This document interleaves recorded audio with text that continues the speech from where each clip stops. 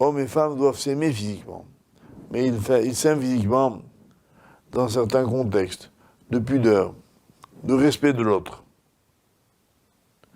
On ne demande pas au couple d'avoir un amour platonique, de se dire bonjour comme ça dans l'ascenseur. Non, on vit ensemble dans tous les sens du terme. Mais on ne fait pas de la vie physique l'essentiel. D'ailleurs, les règles de Nida, de séparation pendant la période de menstruation et les jours qui suivent, une semaine qui suit, le montrent bien. Un couple vit une partie de sa vie séparée, physiquement. Et là, s'installe dans le couple un autre type de rapport.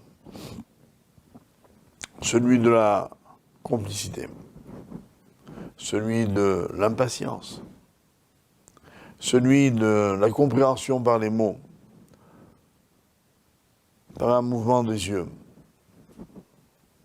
Et cette intensité que la période de Nida met dans un couple est quelque chose qui forge aussi le couple.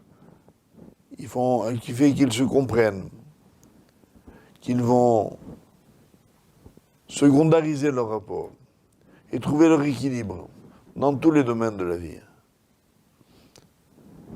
Parfois, les couples travaillent tous les deux, ou en tout cas sont très occupés, et ont très peu de temps. Alors il faut, dès le départ, convenir que, par exemple,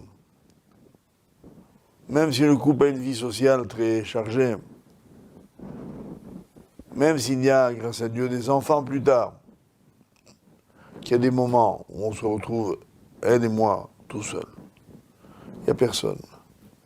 Un petit déjeuner, un déjeuner de midi, un dîner, une sortie, une promenade. On est tous les deux ensemble pour parler.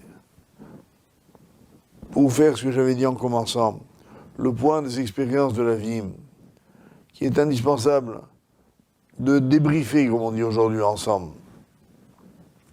Qu'est-ce que tu as ressenti? Qu'est-ce que tu as compris? De quoi tu as peur? Qu'est-ce que tu aimes? De quoi tu as envie? Et comme ça, peu à peu, chacun s'ouvre sur l'autre et on découvre qu'on est bien, vraiment bien ensemble.